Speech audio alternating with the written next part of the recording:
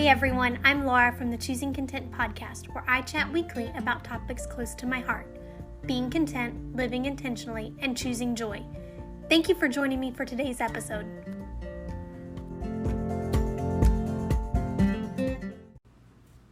Fall. It's here. It's not peeking around the corner anymore. It's really here. Last fall, Myquillyn Smith, author of The Nesting Place, Cozy Minimalist Home, released one of my favorite books, Welcome Home, a cozy minimalist guide to decorating and hosting all year round. Friends, this lady articulated all of my feelings about seasonal decor and then told me what to do about it. Today, I will be talking to you through seasonalizing my home for fall and making plans to celebrate the season and host with open arms. Myquillyn's premise is that when we intentionally seasonalize our home, we will begin to feel the season long before a pumpkin or a leaf ever crosses our threshold. Per Myquillyn's magical seasonal formula, using the 5 senses, taste, smell, touch, sound, and sight, we're going to do it. Let's begin. Taste. If you've been around us any length of time, you've probably noticed we're foodies. I feel like there are a certain few dishes that begin to sing fall's anthem loudly, and I will totally play into it. Chili, served with rice or Fritos. I prefer rice, while Tyson prefers Fritos. Cajun pork chops with rice, green beans, and corn. And for dessert, there is nothing better than a chocolate chip cookie recipe from the Sassy Spoon or the pumpkin spice bundt cake from Dawn the Minimal Mom. These are absolutely gold. In fact, all of the recipes will be in the show notes or on the comment section on YouTube. Yes, we are live on YouTube. The next scent we're going to discuss is smell. It's amazing how scent can transform a space. In college, I carefully studied marketing and was intrigued to find out how much effort scent plays into an emotion. A few years ago, I was browsing the aisles at Hobby Lobby and stumbled across Dee Dee's coconut milk and patchouli candle. Per the packaging, this scent provides intoxicating aromas of sweet coconut, sandalwood, and exotic patchouli. To me, it is slightly fall without smelling like a burning fireplace. And when I burned the candle for the first time, it embodied all the hopes and dreams I had for fall.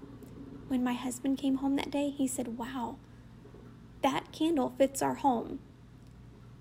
That candle is fall to us. And along with that, I usually pick up a Mrs. Meyer's cleaning spray that will last for the fall and winter. If I feel like I'm running a little low, I just water it down. The next one up is touch.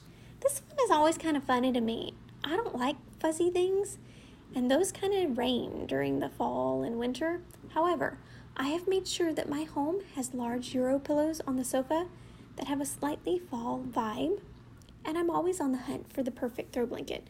I haven't managed to find that one yet, the one that just needed to come live with me, but I'm willing to wait until the right one is there. And hearing.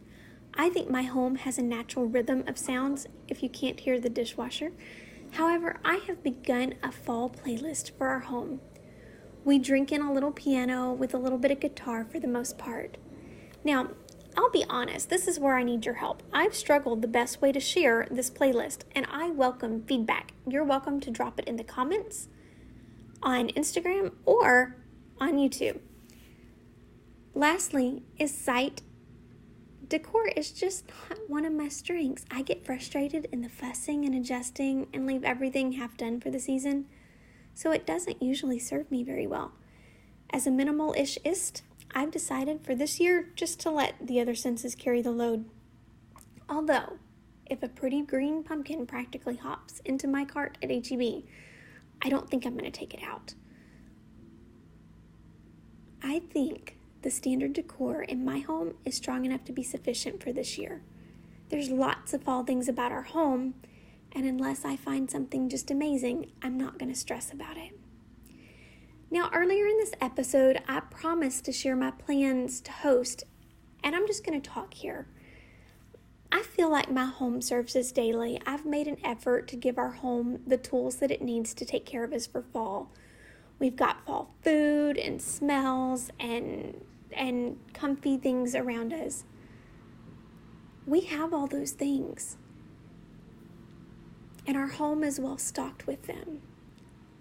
So I think this year, as I go to host, as we invite family and friends in, I think we're just going to treat those folks that come into our home like they're one of the family. Does that make sense? If our home is serving us, then I know it will serve our guests. Sure, I'll make sure there's an extra roll of toilet paper in the bathroom, and I'll make sure that there's an extra hand towel, and that the floors have been vacuumed and mopped. But know for the fall that when friends and family enter my home, I am opening them with open arms, and I am expecting them to feel like one of the family. That is how I'm going to do fall this year.